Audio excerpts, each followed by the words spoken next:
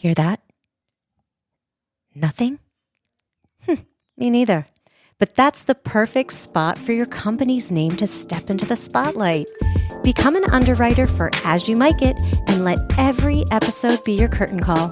Slip a note to podcast@pashakespeare.org for more information. Whatever happens, happens. Whatever happens, happens. We're podcasting, folks. Woo! We're doing a first recording of the As You Mic It podcast. Welcome to Pennsylvania Shakespeare Festival. It's the Zoo Crew.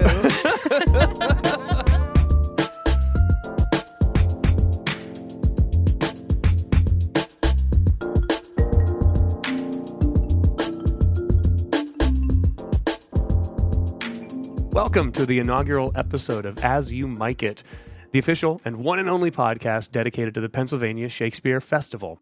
I'm Jason King-Jones, Artistic Director at PSF, and I'm joined by Director of Education, Kim Carson. Hello. And our Associate Producer, Connie Behringer. Hello. We are thrilled that you've decided to join us for our very first podcast episode. Woo-hoo. Yeah, and so we're going to start things off. We are going to answer the burning question that's on everyone's mind. Why a podcast? Why a podcast? Why a podcast, indeed. I was asking myself that all day. We are going to dive into that. Definitely, we're going to start off with that. So we wanted to design this podcast. We wanted to foster some deeper conversation about Pennsylvania Shakespeare Festival. We wanted to connect you with the themes and the characters that we're going to be exploring in our 2025 season. And we also wanted to introduce you to some of the artistry involved in bringing those stories to life. If you don't know who we are, we're going to take a moment, since this is our first podcast, to introduce ourselves just a little bit. Like I said, I'm Jason King-Jones. Some folks call me Jason. Some folks call me JKJ. I use he, him pronouns, and I'm the artistic director. I've been with the festival for over 2 seasons. I'm going into my 3rd season. I'm originally from Missouri, by way of about 10 years in New York, graduate school in Boston, and then about 10 years in the D.C. area before I made my way here. And it's been really exciting to be on this journey and to get to know all the folks in the Lehigh Valley. And one of the things that I like to do in my free time is listen to a lot of podcasts.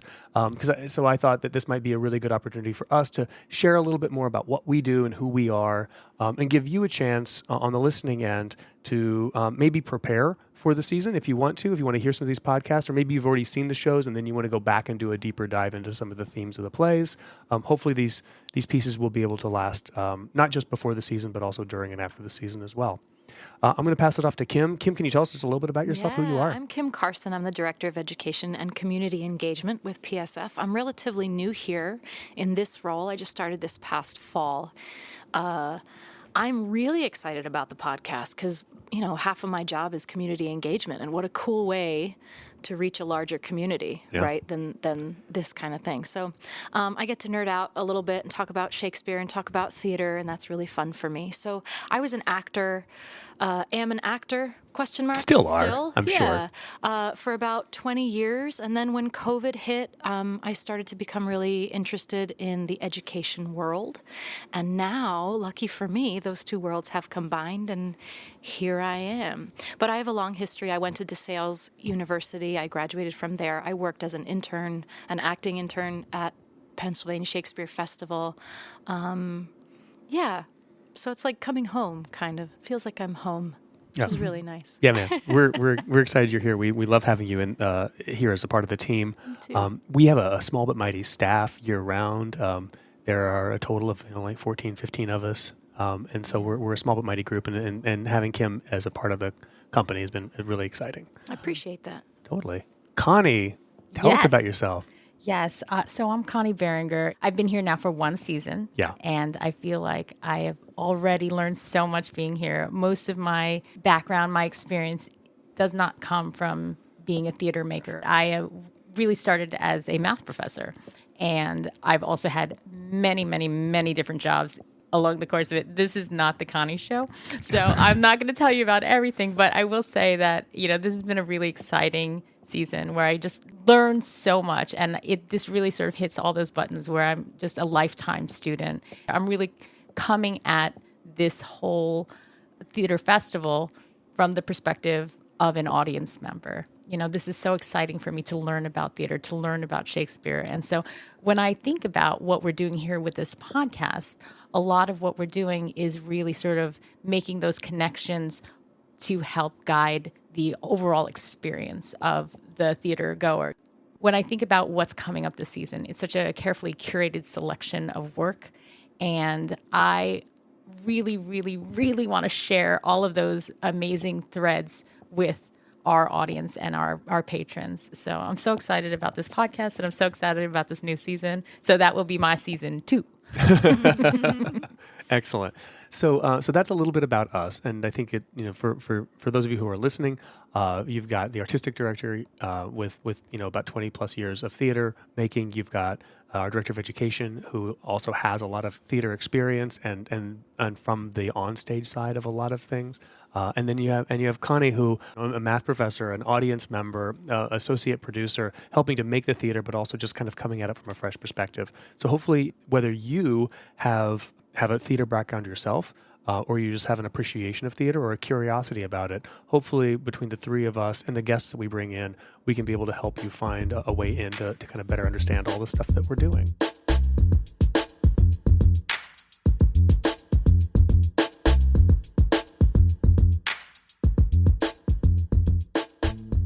So let's talk a little bit more about, again, the question, why this podcast? And I just want to also share a little bit of other things about us. The Pennsylvania Shakespeare Festival, we're going into our 34th season. We are here on the campus of DeSales University, which is in the Lehigh Valley of Pennsylvania. Our particular town is Center Valley. We're just out of Allentown and Bethlehem. We're in a more suburban area. Lots of people say this university just has a lot of cornfields. So it's a little bit out of the way, but it's also great as a summer theater making festival. It's a beautiful experience over the summertime when you get, for a lot of artists from Philadelphia, from New York, from all over who kind of come here. That's get a chance to kind of get away and just focus on making art for our community. We are the official Shakespeare Festival of the Commonwealth of Pennsylvania. But we want to also identify, like, what the heck is a theater festival anyway? And so when you think about festivals, and especially if you're in the Lehigh Valley, when you think about festivals, Connie, what do you think about when you think about festivals? Honestly, my brain goes to film festivals. Uh-huh. I spent most of my adult life in Chicago, and so Chicago's the land of the film festivals. And so when I think about it as a celebration of whatever we're festing, Sure. for lack of a better word. So when I think about our festival, I think about it as a celebration of theater and a celebration of Shakespeare. Yeah. Kim, what about you when festival comes to mind? The first thing I think about is Music Fest, which is also in the Lehigh Valley, which hosts lots of food and vendors and all kinds of different entertainment around here, which also happens a little later in the summer. Yeah. But I think what encompasses festival really is that it only lasts for a certain amount of time. Yeah. It can be a music festival, it can be a food festival, it can be any whatever you're celebrating, right? But it's for a contained period of time. That's what makes it kind of special. Absolutely. And festival. Absolutely. Festive. Pennsylvania Shakespeare Festival is one of a lot of theater festivals that happen throughout the country. And it was, it kind of grew up out of a regional theater movement that happened decades ago, and starting with the Arena Stage and with the Guthrie Theater, these major theaters that were kind of cropped up in different parts around the country to create professional theater in a community's own backyard. And I think when Father Jerry Schubert was looking to create professional theater festival here, obviously he wanted to, I think, focus on Shakespeare because of the quality of the work. And I think he also just wanted to be able to create what everybody saw was like something of the best possible quality. So what we provide here at the Shakespeare Festival, unlike Music Fest, which runs for 10 days, and a lot of food fests, which are kind of over a weekend, the summer theater series of the Pennsylvania Shakespeare Festival runs about 10 weeks. We start performances this year in the end of May, right after Memorial Day, and we run until the first week of August. So that the festival runs over a good amount of time. And during that time, on our main stage, which is almost a 500-seat theater, we're doing 3 different shows. The producers, and then following the producers, after that runs for 3 weeks, we're doing a repertory of Hamlet and Rosencrantz and Guildenstern Are Dead in rotating repertory with a single company, and that'll run for a few more weeks up until the first weekend of August. Then in our smaller theater, the Schubert Theater, named after Jerry Schubert, who I just mentioned, seats about 187 folks or so. We're doing a new musical called Penelope, which is a one-woman story about Odysseus' wife. It's kind of a cabaret piece that we're co-producing with Theater Horizon.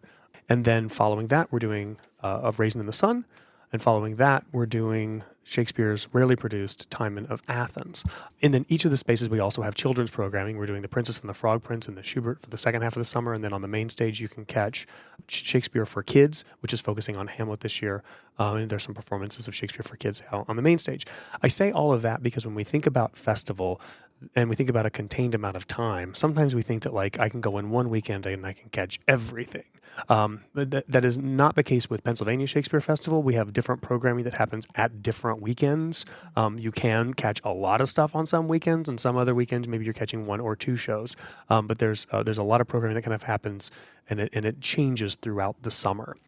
But it is part of the legacy of theater festivals that other states have. Utah Shakespearean Festival, Oregon Shakespeare Festival, Alabama Shakespeare Festival, or some of the kind of other big festivals. Chicago has a Shakespeare Festival. Pretty much every state in the country has had a Shakespeare Festival kind of named after that state. And as I said, we're the official Shakespeare Festival of the Commonwealth of Pennsylvania.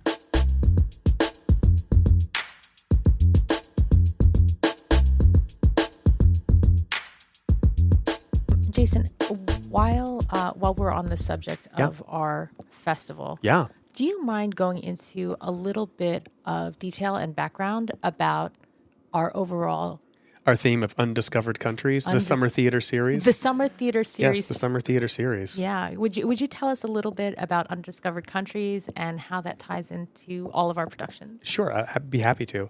One of the things that I've done since I started here for the 2023 season was try to think about all of our shows kind of living under or in relation to a common theme. The reason that I like to kind of think about a theme is it helps to kind of unify the event. It helps for me feel like the whole summer theater series, the whole summer festival really is a larger conversation, which is also one of the reasons why I love what we're doing with this podcast, where we're unpacking themes that run through these different things.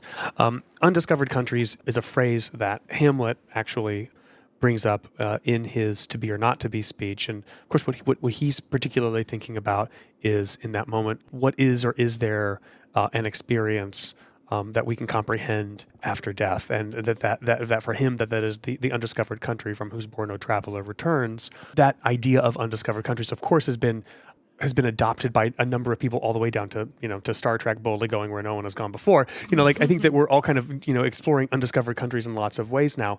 But that idea that when we create a theatrical event, when we're doing a piece of theater, we are inviting our audience to engage with us on a journey to explore a world that may be very familiar to us, but may not be very familiar to us. It may be a story that we've seen multiple times, but now we're seeing it with a different selection of artists, a different director, some different interpretation. And we really are engaging in the exploration of a world that we, although maybe familiar, is actually being uniquely created for this particular event, with this particular audience, for these particular artists. And we are embarking in a discovery of a country that's never been discovered before. And that idea of exploration, I just find so fascinating, and a great way, I think, for us to think about the work that we're doing as a whole. Hamlet, of course, being Undiscovered Countries. When we think about Rosencrantz and Guildenstern Are Dead, which is Tom Stoppard's Tony Award-winning play that is a riff on two of the characters in Hamlet who are kind of sent on a mission on behalf of Claudius to find out what's going on with Hamlet. Tom Stoppard writes a whole play about basically what happens to these guys when they exist without context. Who are they outside of this play? And he plays with the idea of who are we when we are separated from the context that has been built around us to support us for who we are. And I think we've all had a kind of fish out of water experience when we've been placed outside of our natural context. And this kind of takes it to the extreme with these two minor characters who suddenly are thrust into the protagonist situation and have no idea what to do when they don't have the context of how they respond to Hamlet. They don't even really know who they are, or if they even have an existence. It's a kind of a comedic take on a kind of a Waiting for Godot / Hamlet kind of thing. So that whole play is really kind of an undiscovered country because of their questions about their own existence and mortality, and it's existentially hilarious. It's a sentence you don't hear that often. Existentially hilarious. That's right. Yeah, that's going to go on the T-shirt indeed. So, and then, we're also kind of examining through Lorraine Hansberry's A Raisin in the Sun, the family are given an opportunity to change their future because their father, the patriarch of the family, recently passed away, and there's an inheritance check that they get that is an amount of money that for the family is life changing. But because they all have dreams and they're all in the South Side Chicago apartment, all kind of crammed into a space that is too big for this family to live, each of their dreams really are kind of in conflict, and not all their dreams can be fulfilled together. This one opportunity of this money that's being given to them. And also not to forget that, of course, like they wouldn't have this money had their father or grandfather not passed away at all. So like in that loss, they also have this other opportunity. What happens next, and ultimately what they want to do is they want to move out of this apartment. And Lena has this dream of like getting them a house and using this as a down payment for a house. But that's going to move them into a white neighborhood. And this is 1950 Chicago, and when redlining, segregation was the norm, and there were communities that were built intentionally to keep white people separated from non-white people. And this play interrogates what happens when a family wants to move into a safer, better neighborhood, but that neighborhood may not be welcoming to them. That's another version of what this kind of exploration is.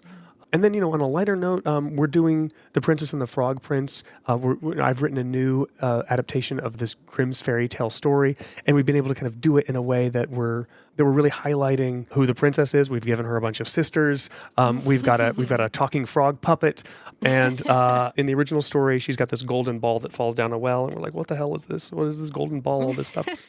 So we made her a basketball player. So the ball is a basketball that falls down the well, and she's got dreams of joining the WNBA. So we've been able to kind of like explore this story that may be familiar to us. We're able to explore this in a really fresh and an exciting way. And then, of course, Shakespeare's Timon of Athens. We haven't even got to that, but every year we do an extreme Shakespeare, and I'm doing air quotes around extreme Shakespeare right now. That is, it's an original practices approach to doing Shakespeare, where we bring a company of actors in, we give them a week to learn their lines, and then we kind of throw them into rehearsals together with no director, no designers. They go through and rate our costume stock, and grab props and you find what's available, and in 3 days, they work together to come out and tell this story. It's kind of a roller coaster ride for the actors because they don't exactly know how it's all going to end for them. But it's able to give us the opportunity to explore some of Shakespeare's plays that maybe we wouldn't be able to do otherwise. And a play like Timon of Athens that most people have never seen, PSF has never produced it. This will be our first time ever producing this play. We are able to get really great actors like Greg Wood to come back after touring for 2 years in the To Kill a Mockingbird national tour that Aaron Sorkin had written. And now he was just on Broadway in our town, and now he just jumped into another Broadway show. He's in the Othello production that's featuring Denzel Washington and Jake Gyllenhaal. And our audiences who've been here for numbers of years know Greg from when he was like playing Hamlet himself. And now he's coming back and he's playing Timon of Athens. And this is just one of these great opportunities for us to bring in one of our really great legacy company members to take this role that you've never seen before, but know that like when Greg Wood's playing of Timon of Athens, he's going to take you on a journey that you're going to have a great time with. And Timon is a character. Just a quick plot. He's this guy that everybody loves, and he's so generous. He loves sharing his wealth. In fact, he shares his wealth so much that he runs out of all of his money, and then he really learns what people think about who he really is, and he realizes that humanity is terrible, and he becomes the biggest misanthrope in the world. He leaves society and becomes becomes the biggest misanthrope. Of course, fate being what it is, fate versus free will, as he's digging for roots to eat, he finds, what does he find in the earth? A bunch of gold. So now everybody is coming back out into the wilderness to find time and saying, hey, you have money again. Can we have your money? And he's just like, I hate you even more now. So this whole allegory about how do we fit into society? How are we loved and appreciated? Are we loved and appreciated for who we are or what we have? Does community love and embrace us for our intrinsic qualities or our extrinsic usefulness? And that's what this play wrestles with. And you don't get a chance to see this play very often, but when you get somebody like Greg doing it, I know I want to see what he's going to come up with.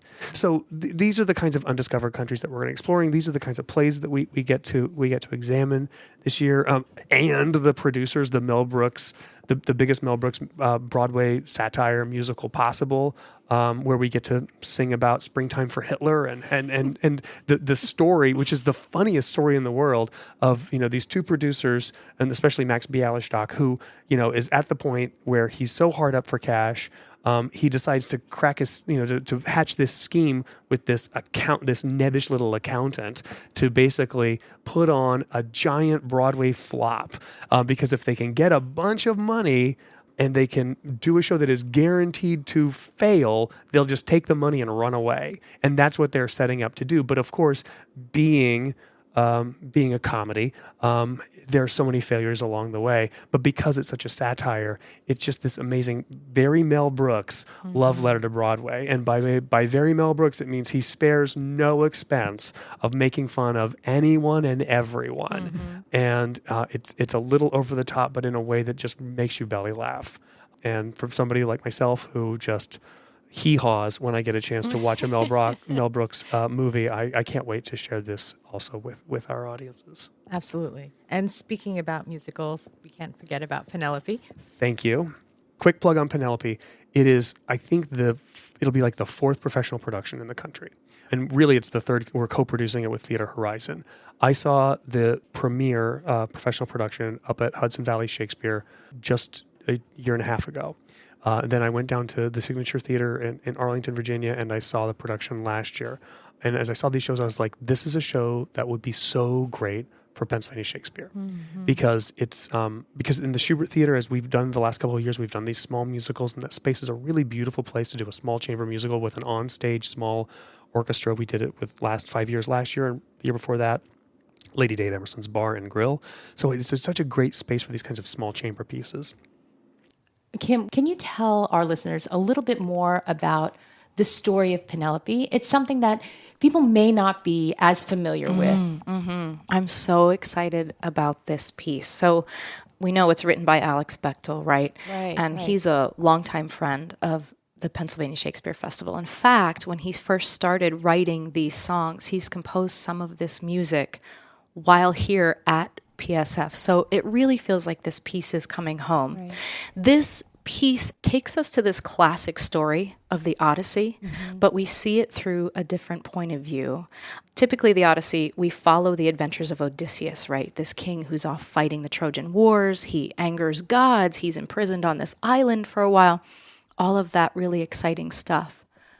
And in this story, we see what's happening back at home.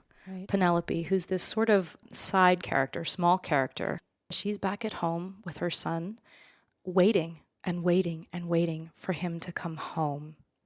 And there are these suitors that come to her home because it's been so long now. A lot of these soldiers are coming back from the wars, and it's sort of assumed that Odysseus isn't coming back, right? So these suitors start showing up at her home, and they end up literally setting up camp inside of her home. They're not leaving, and they're drinking her wine, and they're eating her food, and they're taking her resources and all of that.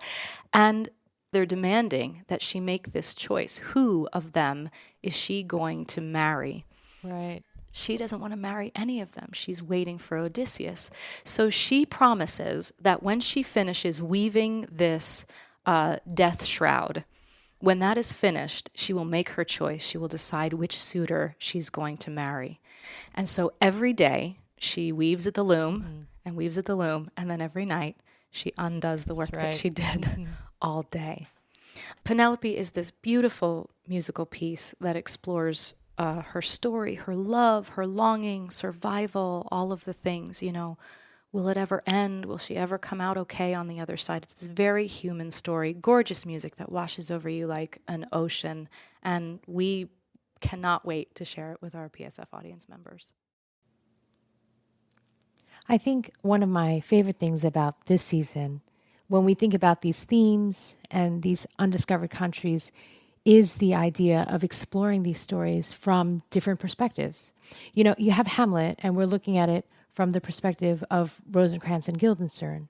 We're looking at it through their eyes.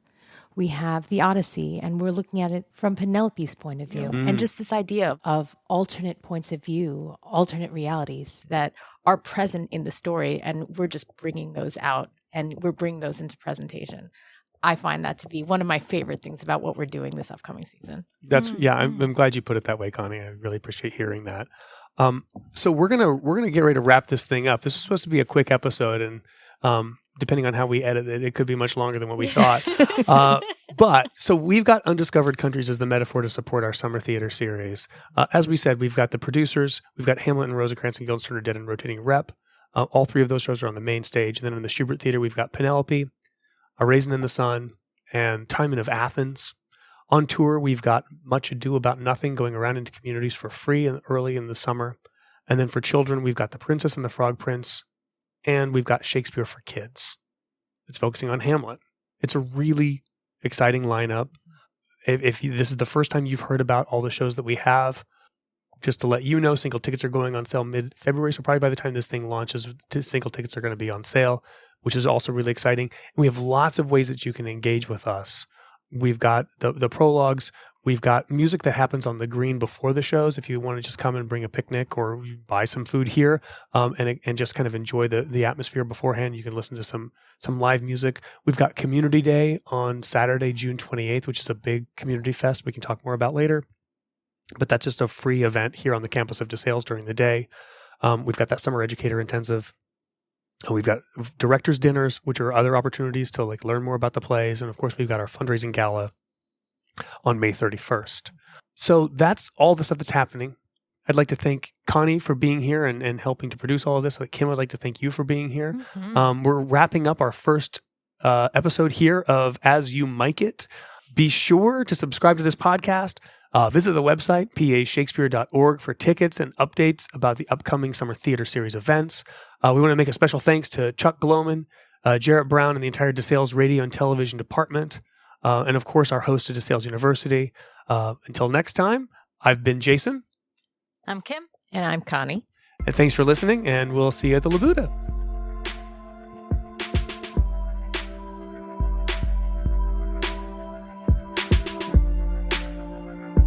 Thank you for listening to As You Mic It, a Pennsylvania Shakespeare Festival presentation recorded on the beautiful campus of DeSales University.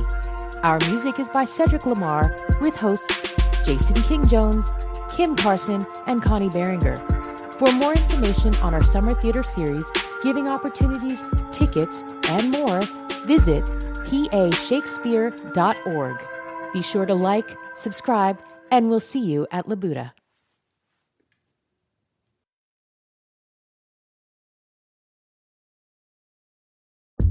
Behind every standing ovation is a network of patrons who know that theater changes lives.